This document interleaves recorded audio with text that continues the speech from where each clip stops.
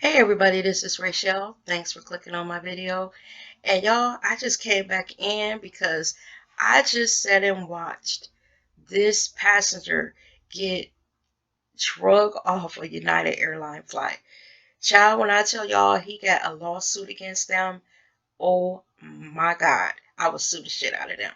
So I don't know if y'all have seen the video circulating about the passenger um, who when United drug him off the flight, y'all, they hit his head when they drug him out the seat, busted this man's face and everything.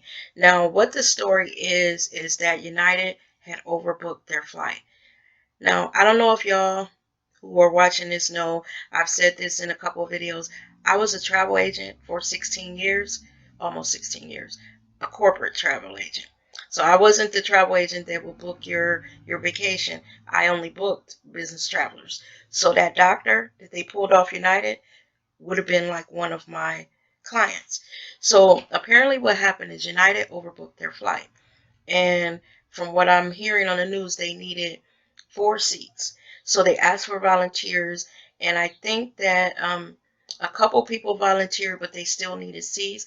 Now, this part of the story is a little hazy because they said that originally this doctor had stood up to volunteer, but I think when he found out when the next flight was, he told them that he couldn't do it. Now, another story is that United randomly chose him. They let the computer choose, ruling out families, and children. So that part is a little weird because one story is saying one thing and some of the passengers are saying something else. But anyway, so I guess the guy said, no, I can't do it. I'm a doctor. I have to be at work in the morning. I'm a doctor. So they considered that a refusal. So evidently what they did is they went and got the airport police to come on the plane and get this man off forcibly. And when I tell y'all, it was like police brutality. It was a little Chinese, or I'm going to say Asian doctor. Um, and the force that they used to pull that man out of his seat caused his head to hit the seat across on him. You know how tight those flights are. And it busted either his nose or his mouth. And there was blood on him. So as he's being dragged by the other passengers and them seeing what has been done to him, you can see their reaction. When I tell y'all, I would sue the fucking shit out of United. I would ask for a number so astronomical and then settle out of court for half of it. Y'all, one of their airplanes would be named after me. Because the part that I don't get with United is this. It was not that they needed those seats for other paid passengers. They were trying to reaccommodate their staff.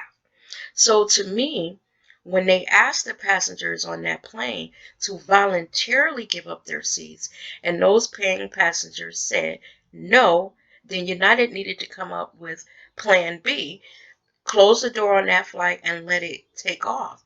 For them to deplane 4 paid passengers for their crew, to me that just doesn't seem right.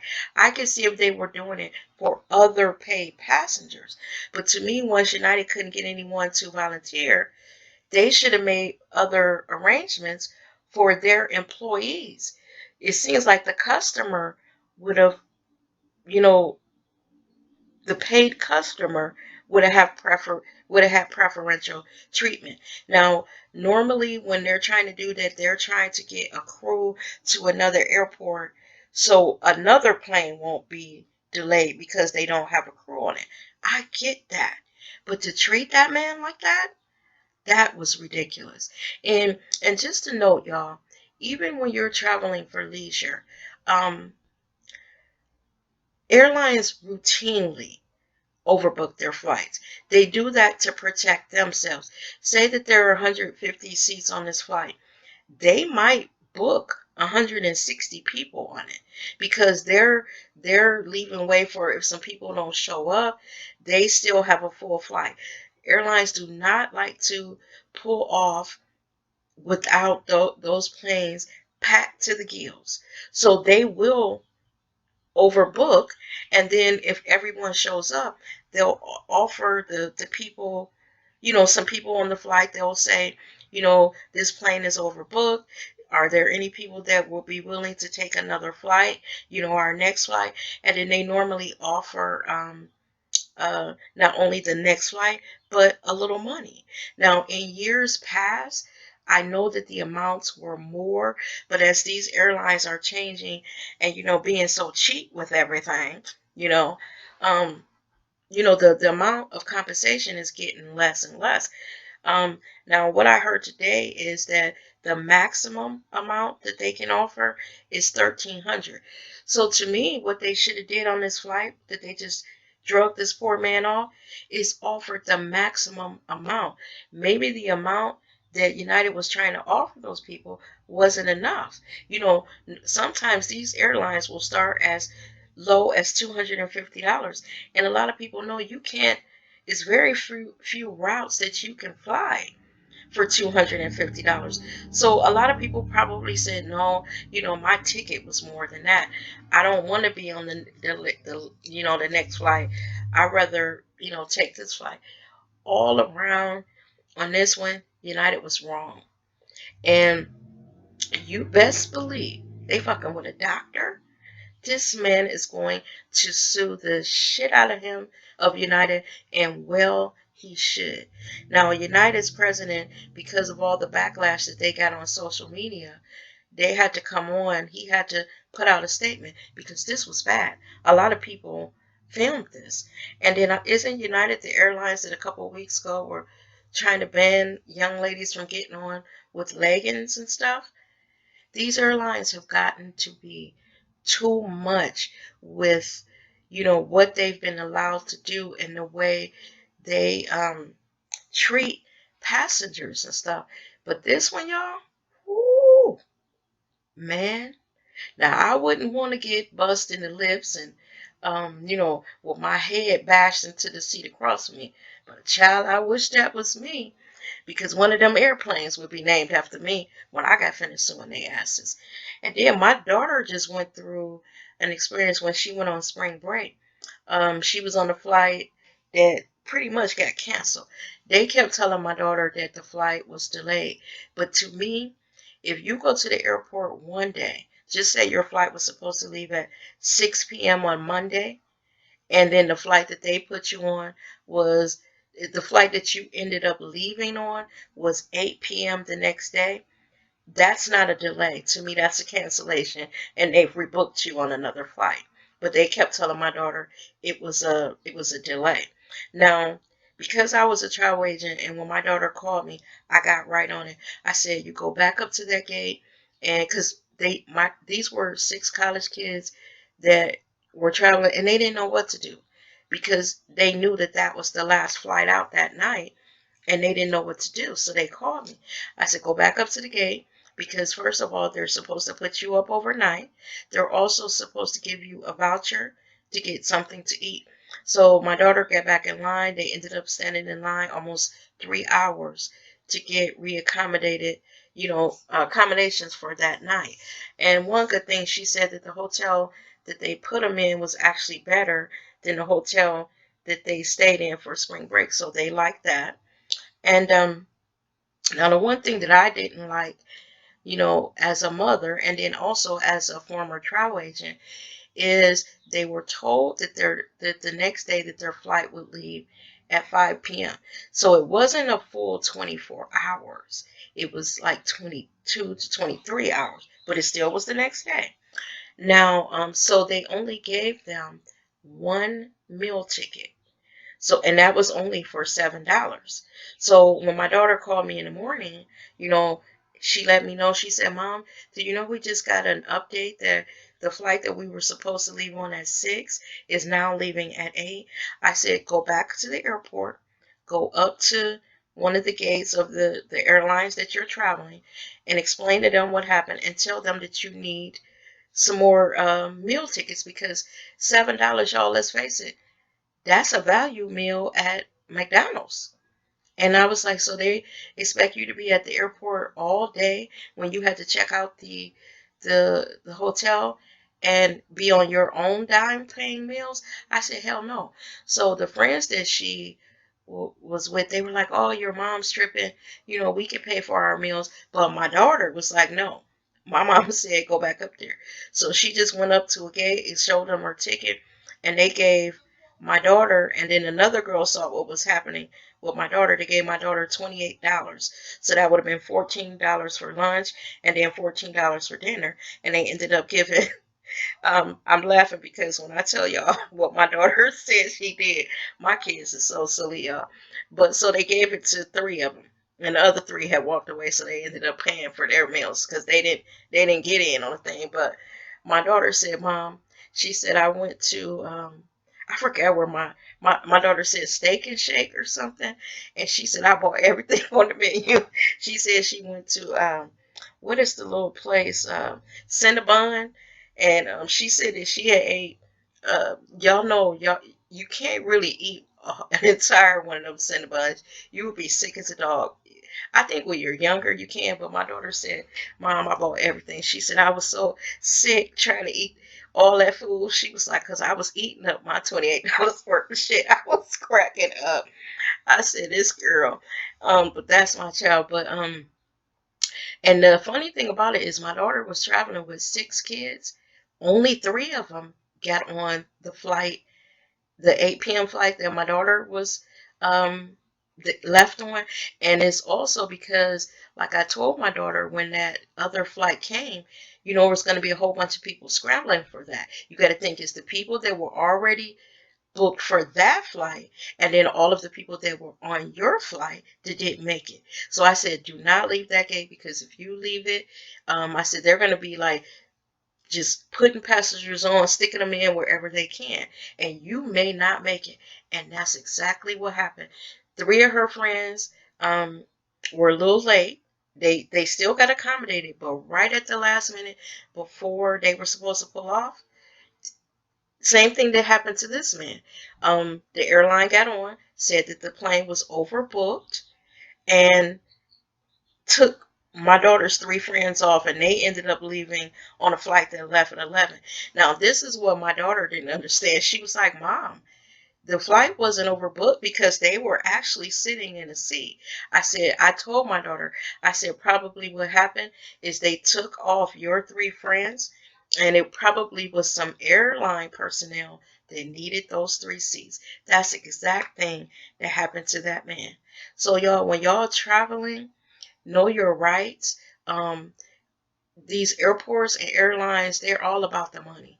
You know, my daughter even talked about how on the plane they were charging for peanuts and charging for sodas. Now, it ain't been that long since I flew, but I remember the last time I was on the flight. Now, they don't give you the whole can like they used to.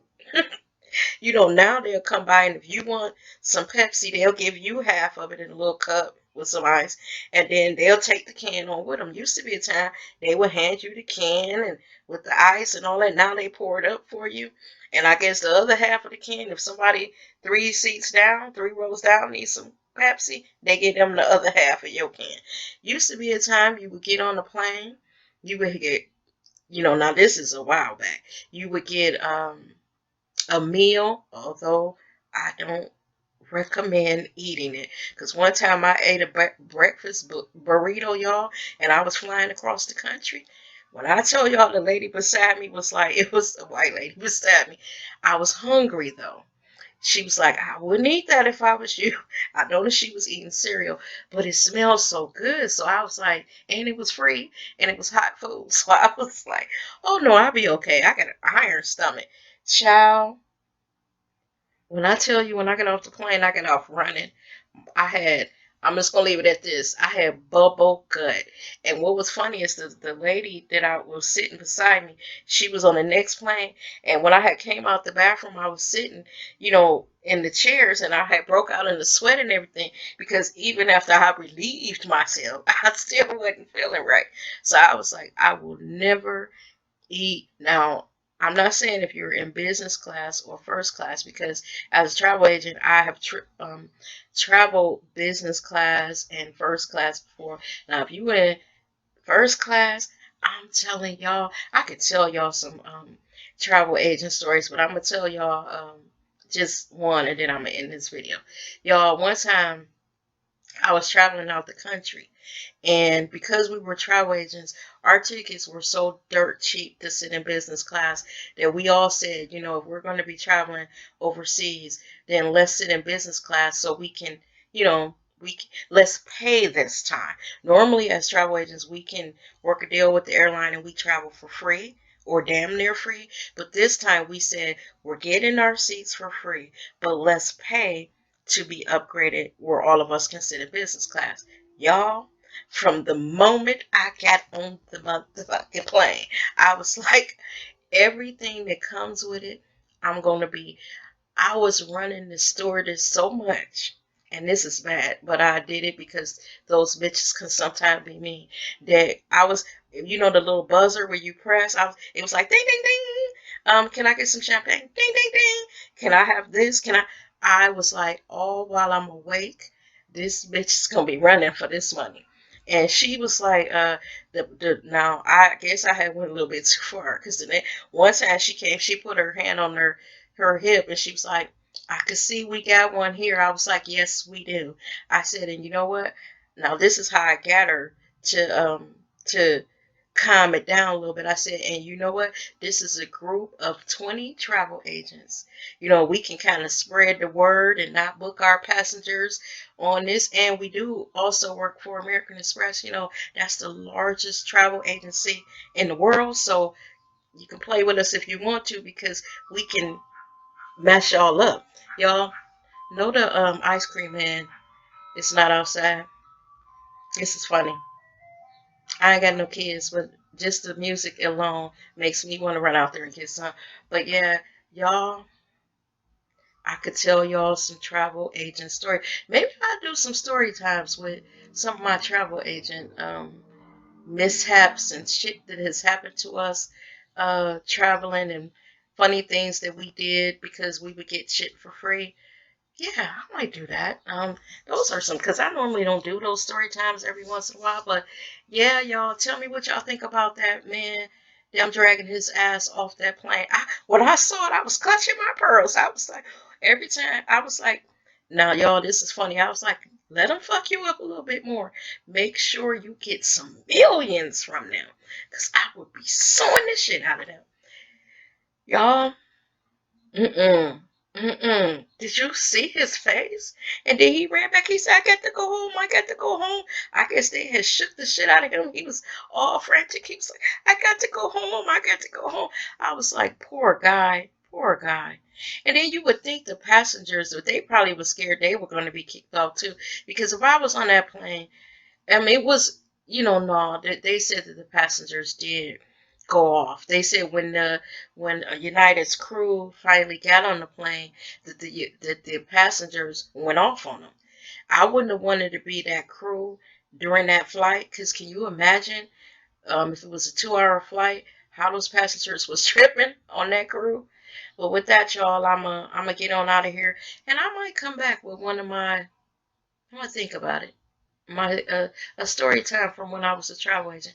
I forgot I got all these stories, y'all, because I did that shit for 16 years, and a lot of people think it's fun. But ew, the people that we work for were pretty much like the upper echelon of companies, and I'm going to tell y'all, they could be something else. You could just imagine. So with that, y'all, thank you for watching my video. I will catch y'all in the next one. And I guess what I'm trying to do is do a whole bunch of videos before I go have surgery, y'all. This don't make no damn sense. I got to stop being scared, because I told y'all, this one surgery, I don't know why. I don't know why, but I am a little terrified.